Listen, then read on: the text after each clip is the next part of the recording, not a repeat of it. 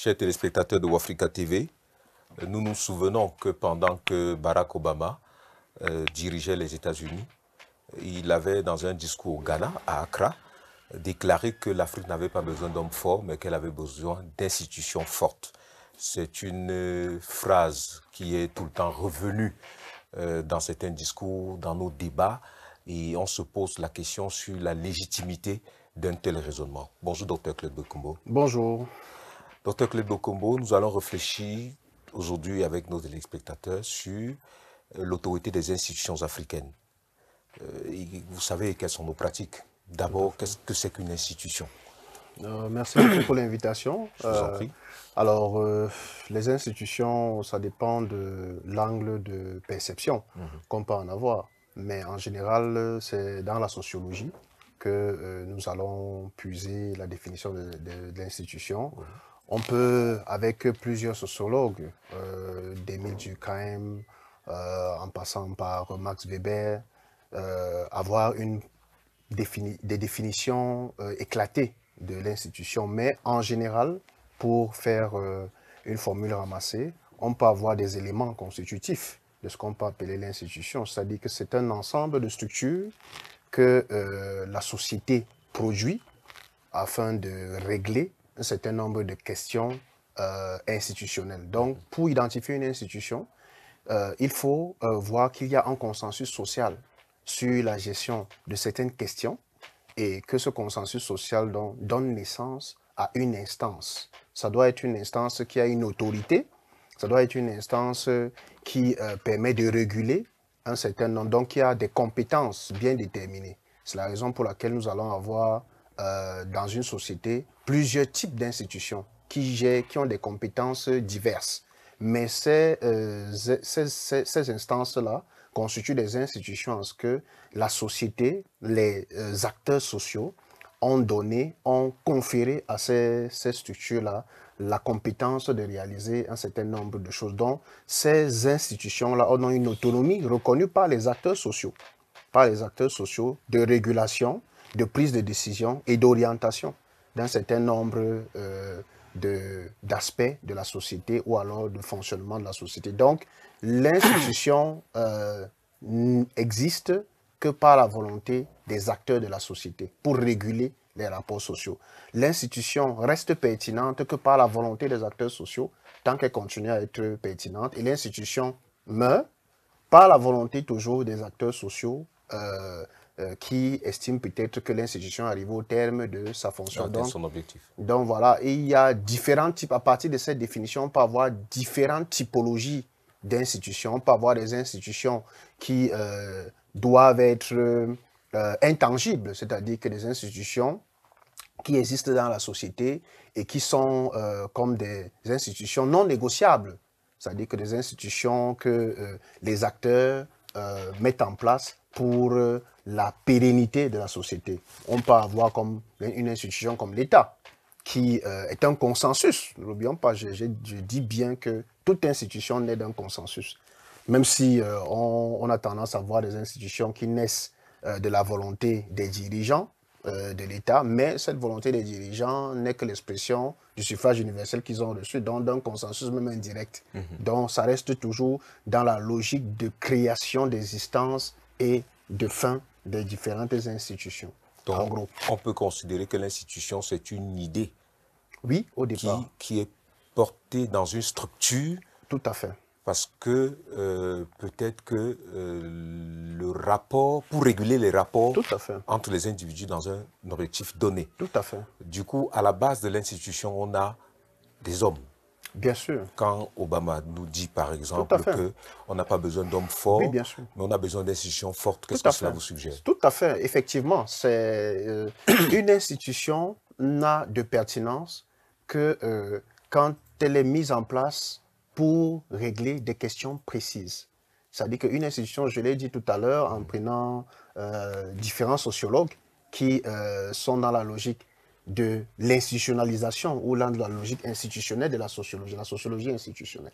Donc, le grand maître, c'est effectivement Max Weber. C'est-à-dire, les institutions sont créées pour remplir des fonctions. Donc, il est au cœur de ce fonctionnalisme institutionnel-là, pour remplir des fonctions. Et il y a d'autres qui ont encore amélioré le fonctionnalisme, comme David Mitrani, et ainsi de suite. Mais c'est effectivement ça le rôle des institutions. Donc, l'institution, elle est fonctionnelle. La téléologie est fonctionnelle. Elle doit remplir une fonction. Et ceux qui sont censés faire en sorte que l'institution remplisse sa fonction, c'est ceux qui sont mis à la tête de ces institutions, qui ont un cahier de charges, qui leur a été confié par les acteurs sociaux. L'institution n'est que le fruit du consensus social. Quand on dit acteurs sociaux, on dit effectivement les citoyens, les dirigeants, d'accord, qui à un moment donné s'asseyent ou à un moment donné dans une société, il peut y avoir divergence, il peut y avoir des dialogues qui sont ouverts et au terme des dialogues, on adopte, on décide de commun accord, par consensus, de la mise en place d'une institution. Et cette institution-là, elle est mise en place, mais elle a un cahier de charges, elle a des compétences. Et il faut se rassurer que ceux qui sont élus ou qui sont nommés, selon les mots de désignation, à la tête des institutions, remplissent effectivement le rôle et les compétences que cette institution-là a été créée, pour lequel cette institution-là a été créée. Parce que rien ne justifie une floraison, une foison d'institutions sans motif clair. Ce serait du désordre institutionnel, pour ne pas utiliser des termes d'autres auteurs. Ce serait effectivement du désordre institutionnel. Ce serait effectivement de faire en sorte que les institutions soient en conflit.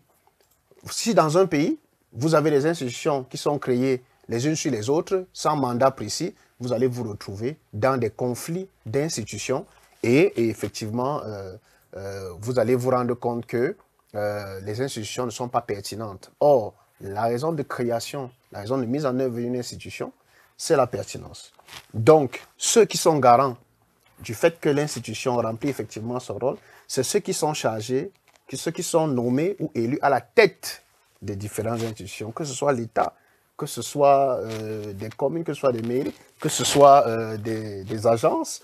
Ceux qui sont nommés à la tête de ces institutions-là ont la lourde charge de faire respecter les compétences de tout ordre en considération de la matière, en considération du lieu, voilà, en considération du temps.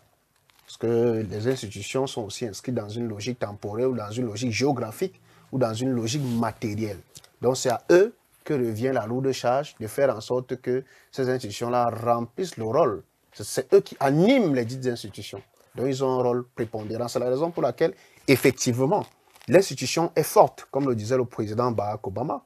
L'institution est forte quand elle est conçue de telle sorte que celui qui dirige l'institution a moins de marge de manœuvre sur l'exécution des compétences. J'allais en venir. Il a moins de marge de manœuvre. Oui. Effectivement, l'institution doit être conçue dans ce sens. Oui. Puisque l'institution a pour objectif, a pour téléologie de remplir un rôle, oui, d'atteindre des objectifs. Oui. Donc, l'institution doit se protéger d'elle-même. On peut en mettre un qualificatif là-dessus en disant que l'institution doit être impersonnelle. Le caractère impersonnel est consubstantiel, oui, à la création d'une institution, puisque c'est le produit d'un consensus social. Il est nécessairement impersonnel. Ce n'est pas parce que une classe sociale ou une majorité politique ou un individu charismatique a porté un projet, un parcours qui a donné naissance à une institution, que l'institution est le fruit de son droit de propriété. Doit porter sa coloration. Non, il n'est pas propriétaire de l'institution. Au terme d'un parcours politique ou au terme d'une odyssée de contestation, il y a création d'une institution, l'institution est impersonnelle.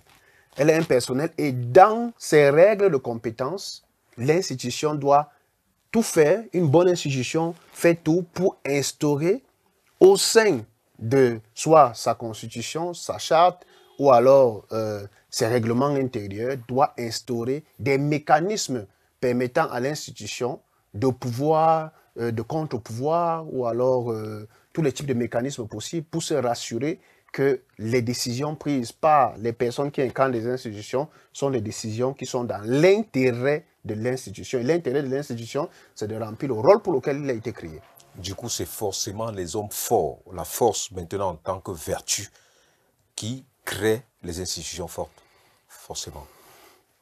Alors, c'est une question qu'il faut prendre avec beaucoup de précautions, qu'il faut manier avec beaucoup de précautions. Parce que les hommes forts peuvent aussi être au-dessus de l'institution. Ça peut arriver.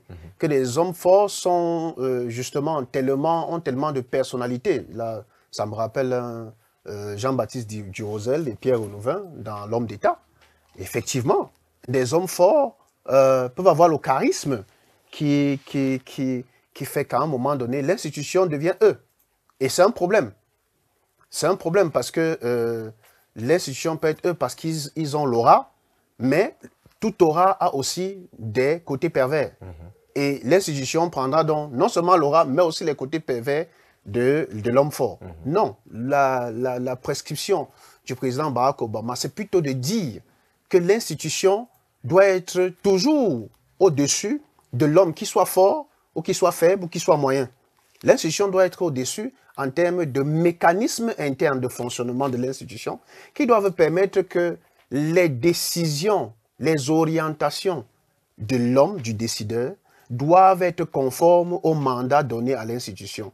Donc, quand il y a des décisions qui sont prises, qui engagent l'institution, le dirigeant de l'institution doit quand même pouvoir revenir vers l'institution, obtenir quitus avant de décider.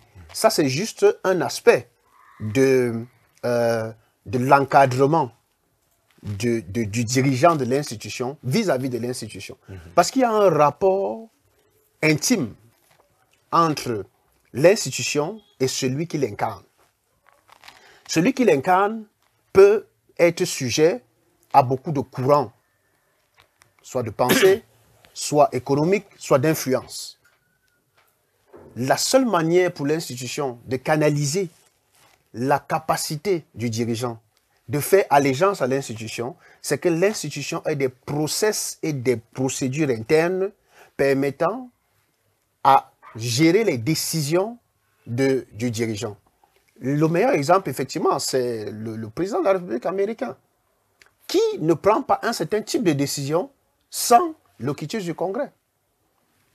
C'est la raison pour laquelle le président Barack Obama est bien aise de pouvoir faire ce discours. Parce qu'il sait effectivement que sur l'économie, sur l'entrée en guerre, sur un certain nombre de choses, il est obligé parce qu'effectivement, c'est ceux qui sont dépositaires du suffrage universel, c'est-à-dire les congressmen aux États-Unis, les députés ailleurs, qui engagent effectivement la nation au final. C'est la même question qui se pose au niveau de la gestion institutionnelle des institutions.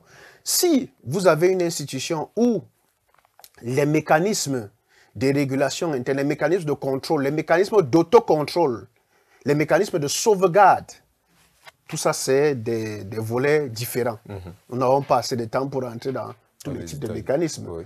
Il y a des mécanismes de sauvegarde, les mécanismes d'autocontrôle et les mécanismes de contrôle. Autocontrôle institutionnel, c'est-à-dire que le dirigeant peut poser des actes et l'institution peut réagir, a les moyens de faire des contrôles proprement moto par elle-même. Voilà. Donc, le contrôle, c'est le fait qu'effectivement, le dirigeant, pour tout acte qu'il pose, le dirigeant peut avoir des questions de confiance, des questions orales, ainsi de suite, qui peuvent lui être posées. D'accord. Et maintenant, les mécanismes de sauvegarde, c'est de telle sorte qu'il y a dans la constitution d'une institution des points d'action où on exige du dirigeant d'obtenir au préalable l'autorisation de l'institution, de l'instance décisionnelle plénière de l'institution en général, l'Assemblée nationale, le Congrès, l'Assemblée générale, pardon, le Congrès, l'Assemblée nationale, si c'est le cas d'un État d'ailleurs, le Congrès, avant d'agir, ça c'est des mécanismes de sauvegarde de l'institution, parce que l'institution a une image, l'institution a une représentation et l'institution a un objectif. Et on doit toujours veiller à ce que l'institution aille dans le sens, dans la téléologie de sa raison sociale, si on peut le dire ainsi en prenant, en faisant une analyse analogue à ce qui se passe dans les sociétés commerciales. Donc, il y a une raison sociale dans la création institutionnelle. Si une institution est politique, de toute façon, si une institution elle est sociale, elle a une spécificité. Et il faut donc des mesures de sauvegarde. Donc, si vous voulez que l'institution soit autonome, que l'institution soit forte, il faut des mesures de contrôle, d'autocontrôle et de sauvegarde dans le cadre de la Constitution ou la charte de création de la dite institution pour se rassurer que le dirigeant de l'institution ne serve que l'institution et soit tenu par l'institution. Soit tenu. Bon, maintenant il y a des institutions, vous pouvez donc, à partir de cette élaboration théorique, voir où vous vous situez, selon les États, les communes, les agences, ainsi de suite. Vous pouvez voir où vous vous situez en analysant effectivement ce que les textes permettent aux dirigeants de faire. Donc, c'est ce rapport avec l'institution qui donne des dégâts. Donc, en effet, la posture de Barack Obama était dans la logique institutionnelle américaine, qui est une logique où le dirigeant ne peut être au-dessus de l'institution. Donc, est-ce qu'on peut parler d'une classification des institutions ou alors des types d'institutions? Parce qu'on a les États, on a des organismes, on a des institutions internationales, on a des institutions nationales. Est-ce qu'on les a classifiées? Et en fonction de leur niveau de compétence, on peut leur donner un statut particulier. Est-ce que ça a été fait? Est-ce qu'il y a un auteur qui a travaillé dessus? Bon, est-ce qu'il y a une classification des institutions? Je ne suis pas sûr qu'on peut opérer une classification unanime et standard. Je ne suis pas sûr qu'il y ait une classification unanime et standard. Mais il y a des études qui se basent sur les institutions étatiques et les institutions non étatiques. Oui. Il y a des études qui travaillent sur les institutions spécialisées et les institutions qui sont en général à caractère universel. Bon, selon les typologies, les experts du droit international, de la science politique des relations internationales, surtout ceux des relations internationales qui sont dans le fonctionnalisme, travaillent effectivement dans les typologies d'institutions. Bon, est-ce qu'il y a une typologie standard? Non, il n'y a pas de typologie standard. Alors, dans les institutions étatiques, vous allez avoir donc tout ce qui se rallie à l'État. Les États eux-mêmes sont les premières institutions, les communes, les régions, les villages, les quartiers, les chefferies, les cantons. Voilà, donc tous ces aspects-là peuvent être liés à l'État. Et aussi, on peut l'élargir aux institutions que l'État crée. Donc, comme les agences, d'accord, les organismes étatiques où l'État a des grosses prises de participation font partie des institutions étatiques, puisque ce sont des institutions qui sont créées par les États. Alors, il y a des institutions non étatiques, bien entendu, qui se créent loin, en marge de l'activité étatique. En général, c'est les organisations non gouvernementales, c'est toutes les associations internationales. Bon, nous avons aujourd'hui le marché, les organisations sportives qui ne sont pas créées par des États. Nous avons aujourd'hui l'espace numérique que l'État essaye de domestiquer, de maîtriser. Voilà. Nous avons ces espaces-là. Nous avons le marché, je l'ai déjà dit, qui se structure un peu loin de l'État, même si l'État a toujours des tendances à vouloir rogner, avoir une prégnance sur ces institutions-là. Alors nous pouvons avoir ce type de distinction, de classification, qui, à mon sens, manque nécessairement de pertinence. Ça manque de pertinence parce que, pour moi, au final, je suis d'accord avec des sociologues qui pensent qu'effectivement, Bronislaw Malinowski et tous les autres qui pensent que, au final, une institution n'est que la représentation d'un consensus. L'institution ne doit pas être simplement la partition d'une instance, d'une structure visible, d'un immeuble d'un endroit où des gens travaillent. Non. Une institution peut aussi être une institution coutumière qui a sa capacité d'encadrement des individus et des autorités qui mettent en œuvre, qui fixent le cap. Donc, on n'est pas nécessairement obligé d'avoir une vision institutionnelle, entre guillemets, occidentale. Une vision institutionnelle où, effectivement, il y a un consensus social et on crée une entité différente de l'entité qu'il a créée avec une certaine autonomie et des objectifs. On peut aussi avoir une institution qui est fondée sur un consensus de personnes qui suivent des traditions, des coutumes, qui ne créent pas nécessairement une structure différente, mais qui a une autorité culturelle, religieuse à la tête et que les gens suivent. Donc, dans cette logique-là, on peut avoir l'institution religieuse existe. Elle existe bien. Elle existe bien. L'Église catholique, c'est une institution. Mais vous n'allez pas avoir un immeuble spécifique, avec bien entendu le pape à sa tête. Toutes les églises sont instituées. Bon, on les appelle d'ailleurs les églises instituées. L'idée étant qu'il y ait une constitution, tout à fait, ça ici, qui permet aux règles de fonctionner pour que l'équilibre qu'on recherche, que l'institution recherche demeure. Tout à fait. Allons-y. Quand vous regardez... Et même nos traditions africaines. Oui. Même nos traditions africaines sont des institutions. Le Lakam, le Gondo, ainsi de suite. Maintenant, il reste qu'on peut-être qu'on les codifie, qu'on mette en place des textes qui permettent qu'elles traversent l'histoire et qu'elles dépassent le seul individu. Nous sommes tout à fait d'accord. Docteur, quand vous regardez la Chine, on vous parle de la... Regardons les pays qui apparemment ont des institutions qui fonctionnent. Appelons ça des institutions fortes ou relativement. Vous avez la Chine de Mao. On vous parle des États-Unis, de Roosevelt ou bien de Lincoln. On va vous parler de la France de De Gaulle.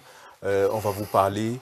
C'est-à-dire que vous avez l'impression que ça donne, vous allez nous dire... L'Afrique du Sud de Mandela, c'est que l'individu, l'homme fort, transfère sa force dans des textes qui permettent de réguler et qui traversent le cours de l'histoire. Est-ce que c'est peut-être là que l'Afrique, dans sa majorité, on a cité Mandela entre autres, on ne va pas dire que l'Afrique globalement, parce que l'Afrique est disparate, ça on le sait, il y a des réalités qui sont meilleures ailleurs qu'à d'autres endroits. Est-ce que ce n'est pas là-bas la faiblesse, puisque notre thématique c'est l'autorité des institutions africaines? Est-ce que ce n'est pas à ce niveau que nous sommes floués? Ou alors, la question, pour la dire simplement, c'est peut-être que les individus se sont confondus chez nous aux institutions. Je suis très heureux de cette tendance que vous abordez. Et je vais revenir à la deuxième partie de l'homme d'État, oui. Jean-Baptiste Girozet et Pierre Renouvin. Jean-Baptiste Girozet et Pierre Renouvin sur l'homme d'État. Pour dire ceci, je pense qu'en Afrique, il y a, je vais peut-être aussi évoquer Pierre Nora, mais il y a un déficit de commémoration mémorielle. C'est ce qui nous manque en Afrique. Il y a, je vous comprends très bien, qu'on peut identifier certaines institutions fortes à des hommes forts. Mais ne faisons pas le procès à l'Afrique de l'absence ou de carence d'hommes forts. Nous avons eu Samori Touré, nous avons eu Soudiata Keïta, nous avons eu les Shaka Zulu. J'en oublie encore plein d'autres. Oumyobé, je ne voulais pas être chauvin. Il faut le dire. D'accord? Oui. J'en oublie encore plein d'autres. Mais la question, c'est qu'avons-nous fait de leur héritage? Avons-nous vu les actions posées par ces hommes qui défendaient effectivement des valeurs communes autour desquelles il y a eu des consensus? Est-ce qu'à leur époque, ces hommes étaient considérés comme des leaders ou des despotes, entre guillemets, éclairés, et que leurs actions ont fait l'objet, vous l'avez dit tout à l'heure vous-même, de codification. Abraham Lincoln, vous parlez de lui très bien, mais il est à la base de beaucoup d'amendements de la Constitution américaine. Oui. C'est différent. Oui. Avez-vous vu dans les différents pays où nous avons cité Mozele, Katsela, Gwemba, Bembalo, Bengela au Bénin et tous les autres grands leaders, grandes figures, avez-vous vu cette entreprise, pour parler de Pierre Nora, de mémorisation des valeurs que ces personnes ont portées et leur inscription dans les documents donnant lieu à une politique, programme scolaire, ainsi de suite, donnant lieu à une politique qui devait être suivie par d'autres personnes, votre leader. Effectivement, vous avez la Manifeste Destinée aux États-Unis, qui fait en sorte que pour tout président américain, l'Amérique du Sud est l'arrière-cour des États-Unis. C'est une logique permanente. Que vous soyez républicain ou démocrate, c'est une logique permanente que vous devez suivre cela. C'est ce déficit qu'il manque en Afrique. Il manque cette logique de commémoration mémorielle, de cristallisation du consensus. Quand un consensus a eu, de cristallisation du consensus et de célébration des valeurs des leaders ayant incarné, parce que les leaders dont vous parlez, ils ont effectivement incarné les valeurs du consensus social à un moment donné. Alors cette incarnation en Afrique reste juste dans la logique incarnative. Il faut donc quitter de la logique incarnative à la consécration réelle, permanente, qui va faire en sorte que d'autres leaders auront au moins des données fixes, palpables, sur lesquelles agir. Je prends le cas du président Nelson Mandela. Il essaie d'opérer de la nation arc-en-ciel, mais vous voyez que la constitution qu'il laisse en Afrique du Sud est une constitution qui permet une inclusion véritable. Le problème, c'est est-ce que les leaders qui ont suivi ont continué à porter cela, ont continué à être habités par cela. Est-ce que la constitution sud-africaine a consacré ces valeurs comme des valeurs sur lesquelles on pouvait faire le contrôle, l'autocontrôle et la sauvegarde par rapport à tout leader qui arrive? Voilà les questions pertinentes sur lesquelles nous devons débattre. Il y a des choses sur lesquelles nos constitutions, nos règles doivent se projeter comme des dispositions où il y a le contrôle, l'autocontrôle et la sauvegarde. Donc, des choses qui ne dépendent plus du leader. Question, Dr Claude Bekombo. Est-ce que les sociétés se projettent dans les institutions? Ou bien à travers les institutions? À mon sens, oui. À mon sens, oui. À mon sens, si une société est ouverte à la logique LGBT, je pense que tout le monde comprend de quoi je parle, elle met en œuvre des institutions ouvertes à cette logique. Je pense qu'il n'y a pas de discussion possible là-dessus. Maintenant, il y a des sociétés qui créent des institutions cosmétiques, des institutions pour plaire, pour être dans les standards, et non des institutions qui viennent de la philosophie socio-anthropologique de la société. Une nécessité. Tout à fait. Dr Claude Bekombo, on parle beaucoup de la faiblesse des institutions africaines. L'institution régionale, qui est l'Union africaine elle-même, les institutions sous-régionales. On va parler de la CEDEAO, qui à un moment donné, la CEMAC, qui à un moment donné, perd le pouvoir, la parole, parce qu'il y a eu parfois des situations où elles n'ont pas été cohérentes. Cette incohérence-là, d'où nous vient cette faiblesse, j'ai envie de dire, permettez le terme, consubstantielle de nos institutions? La réponse vous a déjà été donnée, et je la réitère. L'Union européenne, il y a la politique agricole commune, il y a des standards. Tout pays qui ne respecte pas cette PAC est rappelé à l'ordre par Bruxelles. Et il y a des contrôles qui sont mis en place par des commissaires européens dans le pays pour se rassurer que le pays revient à la PAC, au standard de la PAC. C'est aussi simple que cela. Vous aurez pu citer la politique sur les budgets des États. Toutes les autres politiques, je n'ai pris qu'un seul exemple. Je n'ai pris qu'un seul exemple puisque nous n'avons pas assez de temps pour développer. Mais je prends un exemple pour donner des images. Parce que c'est des images. Et je voulais aller rapidement pour dire, voilà ce qui se passe au sein de l'UE. Et à l'Union africaine, c'est ça le déficit à l'Union africaine, c'est que le contrôle, l'autocontrôle et la sauvegarde sont faibles de la part de ces organisations d'intégration, que ce soit la CEMAC, que ce soit la CEDEAO, que ce soit l'Union africaine. Il n'y a pas la logique de contrôle, d'autocontrôle et de sauvegarde de l'institution. L'institution va pouvoir imposer aux États membres un certain nombre de choses. Vous voyez donc avec la PAC, vous voyez donc avec la politique budgétaire, la politique de sécurité commune, voilà, la politique migratoire commune. Vous voyez que tout le monde, on est tous à l'espace Schengen. Tout le monde respecte les règles Schengen. Voilà, c'est ce qu'il manque. Et si un pays ne respecte pas, il y a l'autorité de l'UE qui vient dans le pays et c'est accepté. Oui. Donc, il y a, on en revient à notre discussion de départ et à Max Weber. L'État et la contrainte légitime n'a de sens que à travers le contrôle, l'autocontrôle et la sauvegarde. L'une des choses qu'on soulève quelquefois dans les institutions africaines, c'est l'incapacité à s'autofinancer. Vous ne pouvez donc pas avoir l'autonomie de contrôle, d'autocontrôle et de sauvegarde si vous ne vous financez pas. Nous sommes tout à fait d'accord. Alors, une institution, et nous avons dit cela dès le départ, elle est censée incarner un consensus social et mettre en œuvre des objectifs.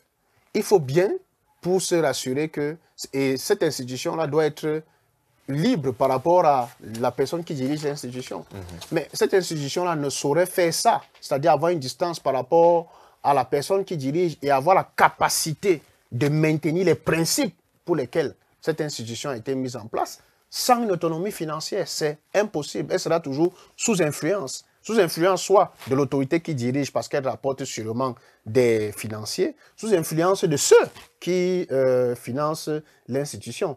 Surtout aussi que si l'institution est le fruit d'un consensus, ceux qui sont dans le consensus font des sacrifices pour que l'institution existe. Tout à fait. C'est la logique de la contribution des membres. Oui. C'est ça la logique de la Constitution. Mais en Afrique, il y a donc, il faut le constater aussi, une faiblesse dans cette contribution des membres.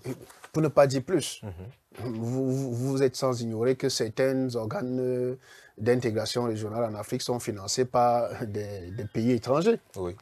Des sièges sont construits, sont offerts par des pays étrangers. Je ne donnerai pas de détails. Mais vous comprenez à partir de ce moment-là que l'institution ne saurait être forte. Si c'est une institution qui est africaine, au minimum quand même, si vous croyez en l'institution, ce serait quand même curieux qu'un État pense qu'il faut créer une Assemblée nationale et que c'est une force extérieure à l'État qui vient construire l'immeuble de l'Assemblée nationale. Et qui installe la sonorisation, qui installe tout cela.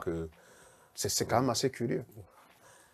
C'est la période de la CAN au Cameroun. On ne va pas partir sans parler un peu de la CAF et l'organisation de la CAN.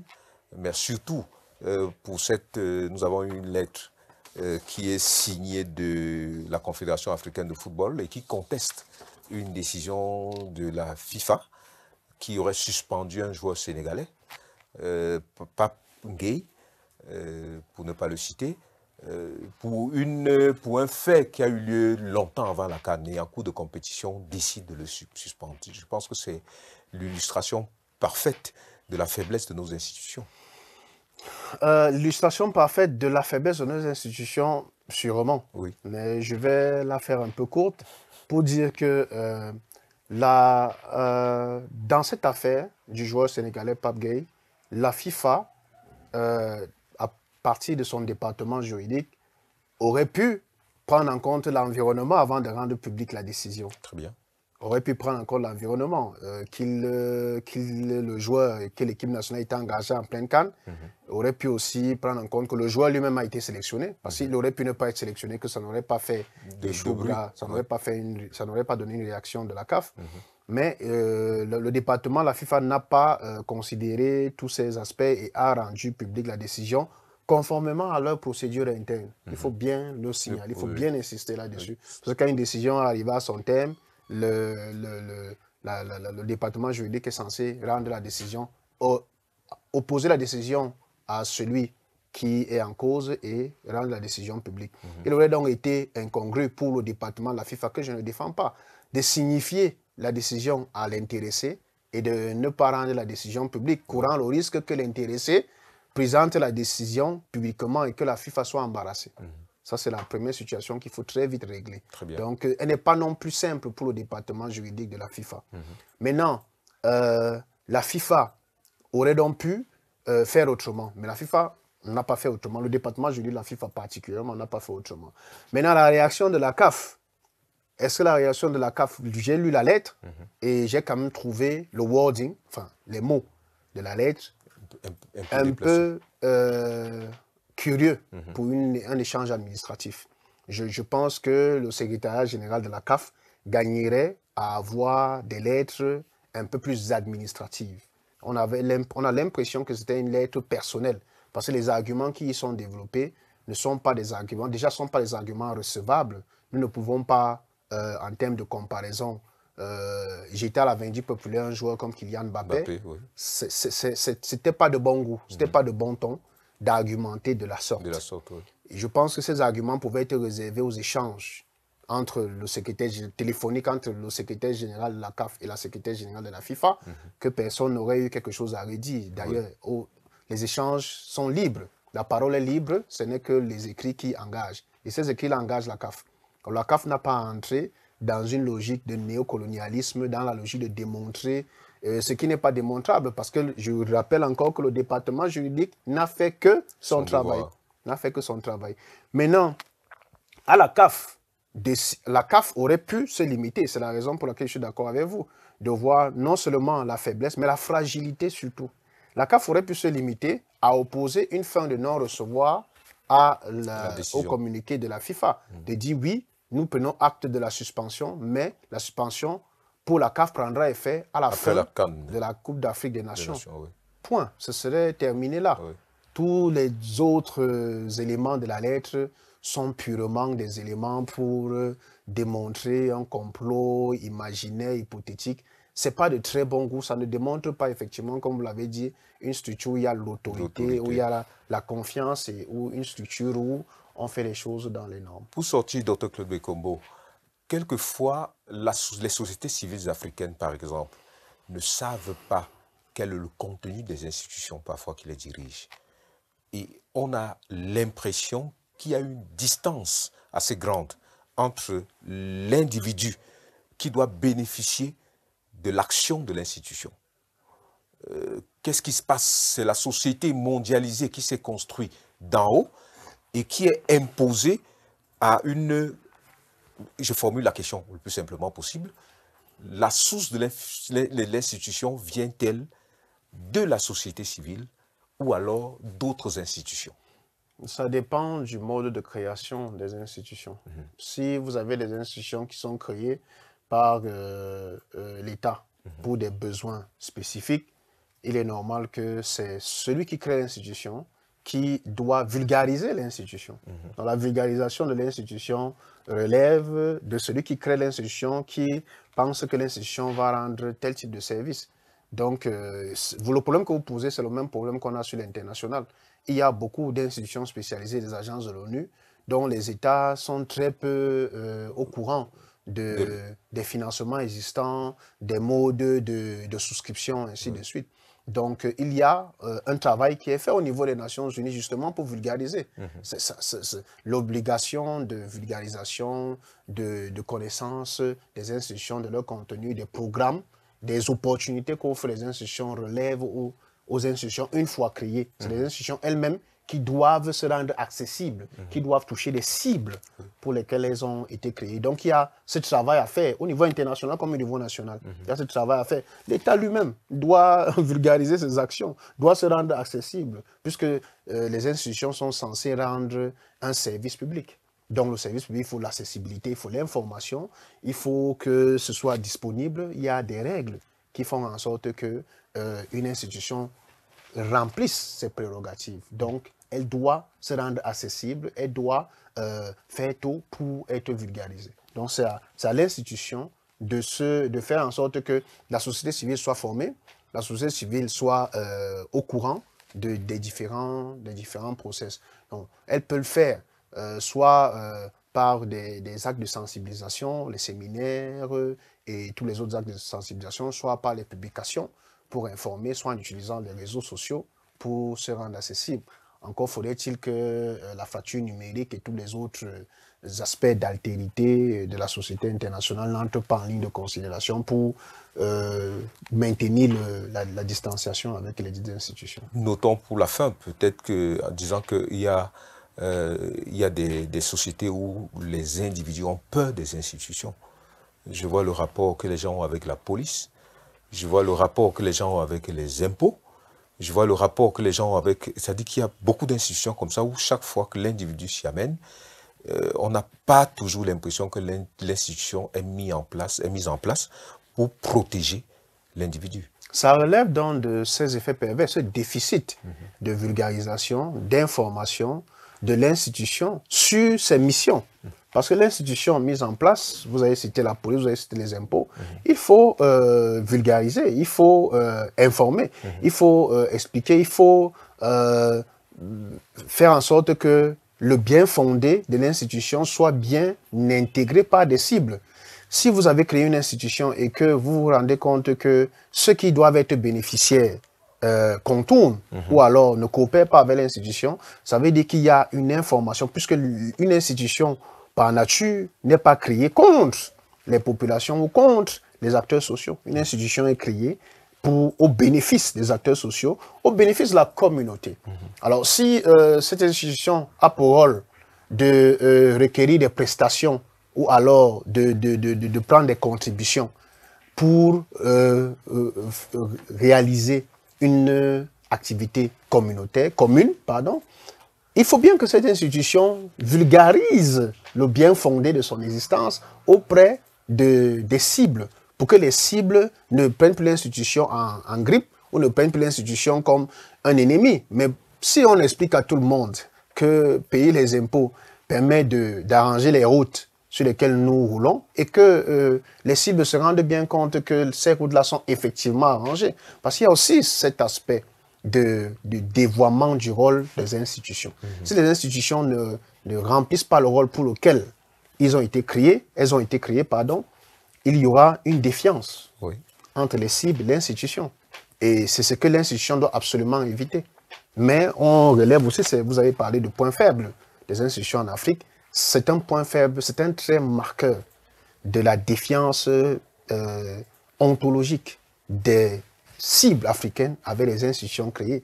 C'est-à-dire que les cibles africaines ont l'impression, et je mets impression entre guillemets, parce qu'on peut dire plus, que toutes les institutions créées en Afrique sont créées dans une logique plus cosmétique qu'une logique pertinente. Et ça augmente donc le déficit de confiance entre une institution et la cible. Et vous savez très bien que dans la logique institutionnelle, la confiance, c'est ce qui construit, c'est ce qui permet à l'institution d'être forte.